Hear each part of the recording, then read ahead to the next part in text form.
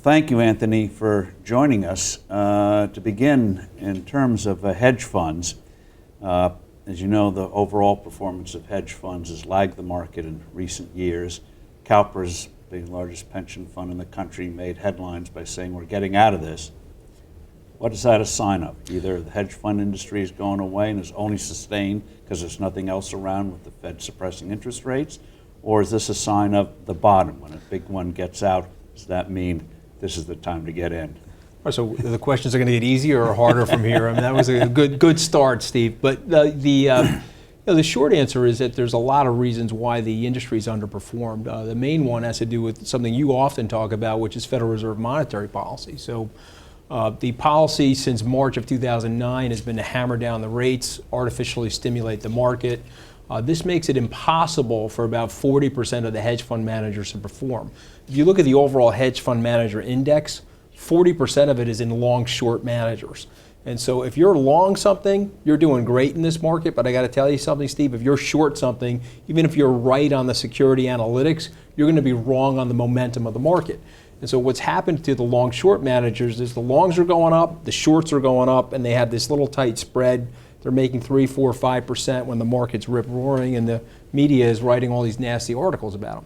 But there are places to make money. There's structured credit, activism. There's a whole host of distressed guys that have done well over the last 6 years. But I think the media has been justified in pointing out that in general, the hedge funds have not done well. The CalPERS thing is a little different. They only had 1.5% of their assets there. Joe Deere, who was a legendary guy at CalPERS, when he passed, I think it became one of those things where they weren't going to get bigger for political reasons. And so they decided to get way smaller. But I don't think it's the death knell of the industry yet.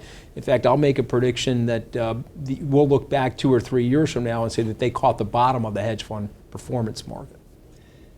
You said that they picked the wrong hedge fund managers. Yeah. How do you pick the right ones? Well, it's fine to say, well, if you look at the top 10%, you would have done nifty. Yeah. But like top 10% of stocks, how do you do it on a consistent basis? Okay, so it's a lot, not to use a baseball analogy, but just think of it this way. You can, I'm a fan. Okay, so, well, you'll probably know this from the Bill James abstracts. 60% of the everyday players are batting 260 or below, yet every Midsummer Classic we see 40 guys on the field that are Hall of Famers or the top at what they do. And I think that's indicative of most industries, frankly, whether it's the media, the hedge fund industry, or political landscape and so forth. And so there are certain metrics that you can use to identify who is going to do well, but the number one metric is the macro environment. As an example, 2009, if you and I were having this conversation, I would have told you that the residential mortgage-backed security market was going to do very, very well. Those assets were distressed. They were technically oversold by the large institutions. The Federal Reserve monetary policy at that time with Helicopter Ben bringing things down so aggressively, that was going to be an easy place to make money. So the first factor is the macroeconomic factor. The second factor then is once you've figured out what sector you're going to be in, who are the best guys in that sector and why are they the best? And frankly, a lot of them will be different depending on different markets. Some guys are longer than others. They'll always be longer. Lee Cooperman is an example of that. If you're a bull on the market, Lee's a good bet. It's that sort of thing.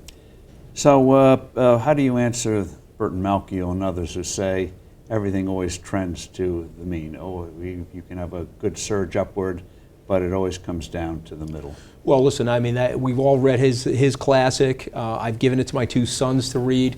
I think he's got some brilliant insights, but I think I would take Buffett's view that there are a lot of market anomalies. And one thing I say to students is that there are rational things that an individual will do that are irrational in the marketplace. Again, I'm going to go back to the mortgage-backed security market. We had the subprime crisis back in 2008. We don't call those things subprime anymore. Now we're calling this stuff credit-sensitive mortgages. It's Wall Street's classic thing. We blow somebody up, and so then we rename it. It's like the AirTran used to be ValueJet. When it crashed in the Everglades, they changed the name, and people are boarding those planes not recognizing it. But in that specific situation, with the mortgages going down like that, every institutional investor, every CIO, for personal rational reasons, were selling those. They didn't want to go to that February meeting in 2009 with their balance sheet snapshot at December 31st, 2008 with those subprime mortgages. And so where I would question Mr. Malkiel is that what often does happen is irrational things take place in the market for personal rational reasons. I'm the CEO of that institution. I want to look good to my board. I'm selling indiscriminately all of those assets. And so where hedge funds can be very opportunistic, they can step into that situation. The activists are doing that right now, Steve. We'll touch on that in a moment, and your insight about what Dodd-Frank did in that whole sphere. Yeah, sure. You're a fund of funds, so to speak. Yeah. And you know the rap, hedge funds 2%, 20%. Sure. Now your fees, even 1.5%, whatever it is, on Yeah. top of that. Yeah. How do you justify your existence? Well, listen, I mean, we're up there with child molesters with most people, so I got a hard time justifying my existence at times. But I tell people the same thing that I think you would tell them if you were in my seat. Focus on net performance. If you're worried about fees, well, then you certainly shouldn't be in the hedge fund industry. I often talk about hedge fund of funds 3.0 in the sense that we're viewing ourselves more like a multi-strat now. We look at the macro environment rather than trying to hug the index like some of our peers. The typical fund of funds got a bad rap because they weren't doing the due diligence. And then they give you 50 managers, they'd give you 2% in each of those managers, and you'd be hugging the index on your way to mediocrity. What we've tried to do is we've tried to concentrate our portfolio on things that we think are working. We have a dynamic approach where we will move out of securities or move out of hedge funds quickly if we think the market environment has changed. And we believe in concentration. So the top 10 managers for us, Steve, are about 65% of the assets. And I think that's differentiated us from our peer group. One last point, if you don't mind me making it, is that if I'm giving $1 billion out to somebody, if SkyBridge is giving out $1 billion, we're asking for fee concessions. And so we pass those on to our investors. You mentioned macro 12 to 18 months. What do you see the next 12 to 18 months? I think you're going to see the Fed be more aggressive on the easing side than people anticipate. A lot of people. So the end of the taper is not the end of quantitative easing? I don't think so, sir. I think you're going to see a lot of a very friendly Federal Reserve policy over the next 18 months. It has to do with the unemployment situation in the United States, the lack of wage growth, and I think it also has to do with the fact that they're very, very nervous. If they raise rates, it'll pop the asset reflation story that they've built so far, and they think that would have a negative consequence on consumption. And so I'm in the camp that they're going to stay out there longer than they probably you or I would want them to. At some point, we'd like to have a natural return to the markets, a natural return to price discovery. They're manipulating the markets, let's face it. Any sign to you that the Fed has made any connecting of the dots with what they've done and what's happened to the economy? I.e. the economy's done poorly precisely because of what the Fed has done. Well, I think, again, anytime in a free market society when you are manipulating markets, you're going to cause a distortive effect. Okay, there's a lot of famous economists that have written about this, but there are two things that are going on in the marketplace right now. Number one, people are waiting for that shoe to drop, for rates to come up, and so they've got a lot of fuel on reserve. Look at the S&P 500, $2 trillion of cash on the balance sheet of the S&P because of that worry. The second thing is that most Americans are fearing a tax increase. And so when you have a society like that, you have another tendency to depress your consumption. So you see the GDP numbers like I do. Now they had a 4+% print last quarter, but those numbers are really in the 2 zone. And I'll argue all day long that we're in a statistical recession, Steve. If you got 1.1% population growth, 2% productivity, the economy just treading water should be at a 3% number. We've been below that for the last 5 or 6 years. So I think you and I share that view that this has to end and there has to be a right sizing of the markets. You're unusual among hedge fund managers in the sense of you want to have hedge funds for the masses, so to speak. Yeah. Your threshold is what, $25,000? Yeah, we have a $25,000 minimum. I would say it's more for what we call the mass affluent as opposed to the masses, because we have to have this. Yeah, exactly. There's a threshold. But I'm a big believer. I wouldn't say that I'm a populist, but I'm sort of a populizer. I grew up in a middle class family. I think these managers do an exemplary job, at least the good ones do. And I often say to people rhetorically, why can't my mom and dad have the opportunity to get access to these sorts of brilliant managers? If it's good enough for Yale and it's good enough for Harvard, it's not good enough for CalPERS, but that's a different story. But for me, I want to get my folks the best money managers in the world, and that's one of the reasons why we've gone in this direction. That's one way you've been somewhat disruptive. What other ways? You say you like disruptive Yeah, well, I like disruptive people like you. I mean, I like thinking a little bit outside the box. One of the things that I've tried to do for the industry, taking some flack for it, is I would like to reduce the opaqueness in the industry. I think the more transparency that we have as a group, the more humanizing we can be, and the less demonized we can be by others. And so the SALT conference is an example of that. Creating this 40 Act fund. Conference is a conference you've put together. You're now doing it in Singapore as well. Yeah, we've had 2 times in Singapore, what do you 6 do times at this in Vegas. conference? Well, it originally started at the bottom of the market. President Obama said in February 2009, now's not the time to go to Las Vegas. If you've got a private aircraft, land your private aircraft. I think he scared the bejesus out of all of those TARP recipients, and so they started canceling their conferences in the city of Las Vegas. One of my partners, Victor Oviedo, came into me and said, hey, we should throw a conference in Vegas. I thought, frankly, he was nuts. And then he said, listen, there's a huge vacuum. It's the bottom of the market. We're either going out of business, it'll be a farewell party, or we'll be able to say that we caught the bottom of the market. And so I called Oscar Goodman, who was the mayor at the time. Steve, he should have been on the Secret Service watch list. I mean, he was pretty upset with the president over what was going on out there. But we went out to see Steve win.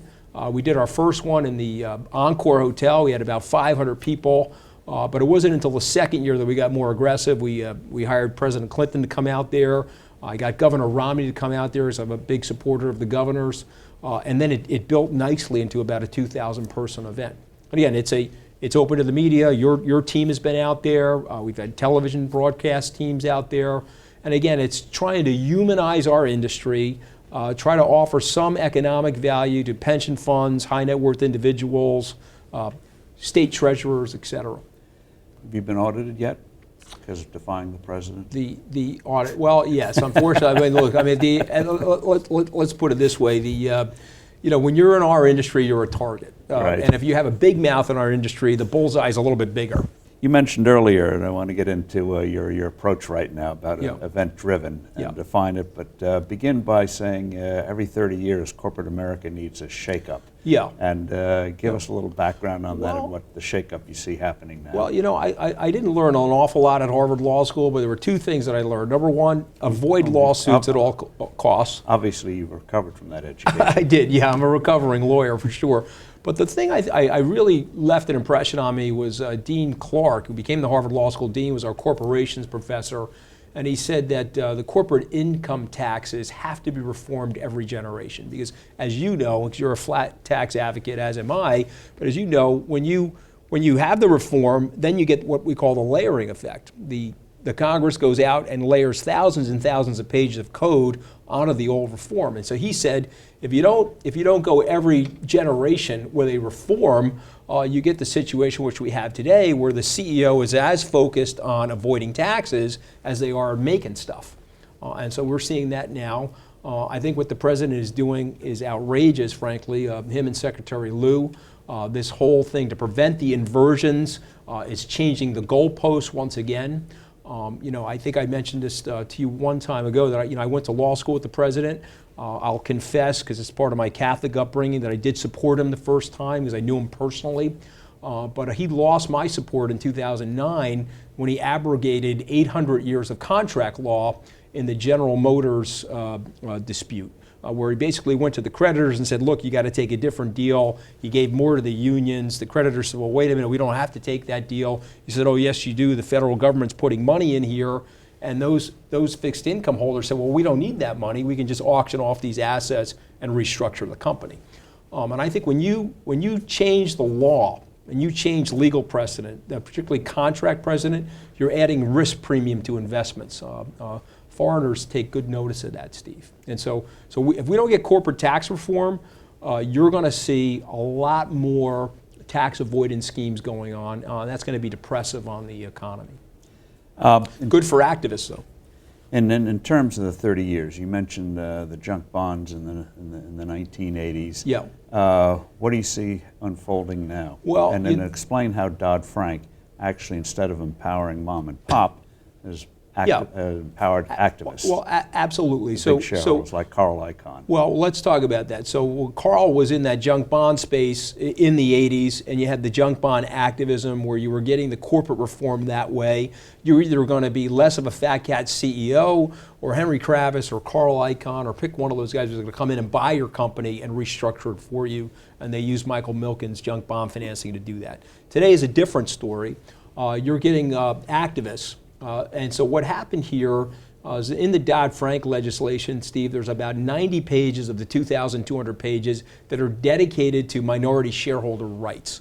The interesting thing about that is I think that the intent was to help the mom and pop shareholders against the big bad ugly CEO and his corporate board, if you will. But that didn't happen because mom and pops typically don't want to exercise those rights. But what they did do is they empowered about 15 billionaire hedge fund managers with these minority shareholder provisions. One good example, Carl Icahn, he can write a letter to Tim Cook.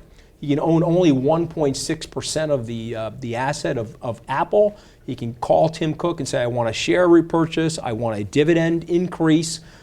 Tim now has to respond to him. He's regulatorily required to do that. Barry Rosenstein, a great friend of mine, I'll disclose to your viewers that we're an investor of his. He's got a 1.3% position in Walgreens. The CEO gave him 3 board seats for that. Okay, so you didn't see that back in the 80s or the 90s where these activists can take smaller and smaller stakes, but because they've been empowered by the doctrine of unintended consequences in the regulatory framework, they can use that as influence. And so our prediction is that the activists, we're probably in, use another baseball expression, we're probably in the 3rd inning of what we see to be heavy activism coming in the next 5 years. So in terms of the percentage of assets you have, how much are in what you might call event-driven? Yeah, you'll see SkyBridge be a thematic investor. Again, we're looking at that dashboard, looking at where the opportunities are to make money without taking on too much incremental risk. Activism's got 3 things going for it. What we just mentioned, corporate tax reform, the regulatory framework, and there's a ton of cash on the S&P 500 balance sheet. These companies are going to act with that cash at some point, and that means there'll be a lot of merger activity which we can take advantage of for our investors. This gets to another area, what you might call upward direction of the stock market. Mm-hmm. Explain how you're trying to take advantage of that. Well, listen, I think the Federal Reserve monetary policy is going to push the market up. It looks fairly valued to slightly overvalued, but with interest rates at 0, there's really not an awful lot of places to go for people. So large pensions are still tactically asset allocating into the market. Hopefully you'll hold me to it, you'll invite me back. I think the market's going to be up 10 to 15% in the next 12 months, and it'll be mostly born from the monetary policy, less so from the strength of the economy. Breaking it down a little bit, will it be more of the large caps, which is what you get in a later bull market? Yeah, absolutely. So we would say that the large cap U.S.-centric companies are the ones that we think are going to do the best. United States, for all of our problems, we're still the greatest capitalist engine in the world, and those companies are well positioned. One negative of the monetary policy, which I think you've actually even addressed, is that we're letting the companies borrow at these super low rates, and what are they doing with the money? They're investing it outside of the United States. You know, Walmart did that big bond offering, and then they took the proceeds and they put it into South Africa. And so one of the ironies of the Federal Reserve policy is that these guys are borrowing at low rates and they're redeploying it outside of the United States. You've also got the tax differential going on, where we probably need to come up with a repatriation idea to bring the $1 trillion+ back onto the shore. But we'll be taking advantage of that as well. You know, I'm a big believer in dealing with the world the way it is, not the way we want it to be, Steve. You mentioned how the Federal Reserve is giving you a huge opportunity in this upward area. Another one is the so-called Volcker Rule, which they probably never finalize. Yeah. But you make an interesting point that it took the banks out of the hedge fund business. Well, so the irony of that is that they're trying to make the banks more stable. They certainly don't want the banks to take a depositor that they're giving a toaster to put that in the high-risk assets. But what it does do is it widens spreads. You have to remember, any time that the government is forcing you out of a market or into a market, they're manipulating prices. Look at the Fannie and Freddie situation.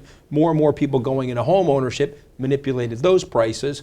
They're doing it in the reverse now in the hedge fund and the proprietary trading businesses, where they're widening spreads, they're removing players from the market, which is ironically very good for the hedge fund industry, because those people are migrating into our industry and they can take advantage of that spread widening. And so the Volcker Rule, again, doctrine of unintended consequences, is having a positive effect on our industry. I don't think anybody who wrote the Volcker Rule, including Chairman Volcker himself, wanted that to happen, Steve. Your outlook then on credit markets? I think the consensus is that rates are going up. I'm biased towards rates going down. The consensus is that we're going to have inflation. I sort of feel like we still have a specter of deflation upon the world, less so in the United States, but certainly in Japan and possibly in Europe. Most Americans, Steve, do not know how to handle deflation because you, myself, our parents grew up in an inflationary environment. But I got to tell you, deflation is the worst thing that can happen to an industrial economy because of the, we're holding so much debt. If we have to pay that debt back with dollars that are worth more than the ones we borrowed, that'll be a cataclysm for the economy. Subject for another time, but the Fed, ironically, has been deflationary rather than inflationary. It absolutely has, and you've written about this, and so then they put themselves in a tight box. They have a deflationary policy going on, and so they keep the rates low because they think that's going to defend them against the deflation. So it's a very, very difficult box. I will say this, though. There was a period from 2009 possibly into 2010 where you needed this sort of monetary accommodation to reduce the fear in the society. I do think that was necessary. Where we are today, though, I think we've gone too far. So how are you taking advantage of going against the higher rate consensus? So a lot of structured credit, still in the mid-20s for SkyBridge. This would include residential mortgage-backed securities, those credit-sensitive things that we were talking about. They used to be old subprime. They're still cheap on a technical and fundamental basis. We are in the prepayment-sensitive space. Remember how prepayment, these interest-onlys work. If rates go up or they stay where they are, you won't see a lot of refinancings. Okay, and so we're in that space as well. We think that's going to be very ripe for the next 12 months. Wall Street Week, one of the great iconic I gotta get you on programs. Yeah. You're bringing back. Yeah. One is, why do you think there's space for it? Some will say in this age of handhelds and the like, who needs it? Yeah. And number two, you're known to being on CNBC, but you've been talking to Fox. Yeah. How do you do that? Well, no, okay, so I actually signed with Fox, and basically, so I'm, and I see you on there regularly on the weekends, on the Saturday morning block. Yeah, so I basically, I think CNBC, frankly, got a little sore at me that I bought the Wall Street Week franchise, and so they sort of put me in a penalty box, which was fine. But I went to go see Roger Ailes, who I know you have a great relationship with. I spent over an hour with him and laid out our strategy with Wall Street Week. I've also got a lot of friends over there. Maria Bartiromo, I think you and I both have a close relationship with. Maria left CNBC last year. And so I signed with Fox. I'm going to be a contributor on their shows. And I'm not saying that Wall Street Week will be on Fox yet. I think that's premature to say that. But come the early part of the winter, January, February, we'll be making an announcement on Wall Street Week. Love to get you on the show. We own the film library. We own the Twitter feed, the Facebook page, the old logo. And I think, yes, there's an inundation of product, and yes, we're in this new world, which we're both having to deal with today. But I think information I think the way we're getting the information and the distribution vehicle is different, but the reason why Forbes is going to be successful over the next 15 years is the high quality content. And so I'm a big believer if we can develop a half hour or an hour show that has high content, a lot of economic discussion, a lot of what's going on in the world and how to capitalize on it, I think there'll be viewers. It may be on Netflix, but we'll find them. On the personal side, Yeah. Especially with younger people, you've provided some very useful lessons. One is you don't know where you're going until you find it. Yeah, there's no question about that. Well, you're talking about somebody who I went to law school because my dad was a laborer. Well, you mentioned a very telling statistic. You said your father never earned more than $41,000 a year in construction. This was years ago. Yeah. Yeah, and that you was, read, and you yeah. read that starting lawyers, if they got into one of the top firms, over $60,000 a year. Yeah, you got a good memory. Yeah. So, well, my dad actually went on to make a little bit more than that, but in the mid '80s, his salary was in that zone, and so when they were saying $65,000 for starting salary, Steve, at the age of 21, I thought that was more money than I would ever want or need in my life, and so I went directly to the law school career route. Unfortunately, I didn't like the law. I ended up at Goldman, a great firm, but down deep, I always wanted to be an entrepreneur. And tell us, you got fired. I did, yeah. I got fired from my first job. I was one of those kids, precocious and insecure. I needed to go to that cocktail party at Harvard Law School, which is a very famous one at the end of school. You walk around and you tell your peers where you're going to go work. And the best job, or the hottest job at that time in the late 80s, was Goldman Sachs, investment banking, and I also liked real estate. So I was in Goldman Sachs, investment banking, in the real estate department. The trouble with that, Steve, is I wasn't any good at any of those things.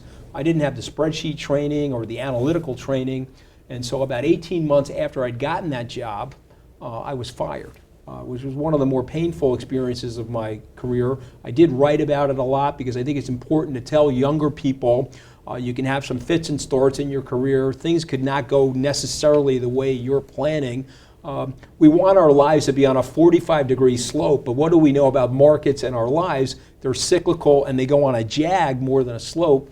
So it's important for us to just stay the course, remain optimistic, and be open to new opportunities. So the irony there, though, is I ended up getting rehired by Goldman into the sales area. This is a cute part of the story. They gave me an $11,000 severance check, and they told me, good luck finding a job. When I found a job at Goldman, the personnel department called me and said, hey, we're going to give you good news. We're not going to mark you down as fired. We're going to say that you were interdepartmentally transferred. I said, okay, that's great. He said, can we get the $11,000 check back? I said, well, I've already spent it. I can't give it back to you. But in fairness to Goldman, they still marked me down as intercompany transfer. So it's a great organization. They had a great culture. You remember John Weinberg from the old days.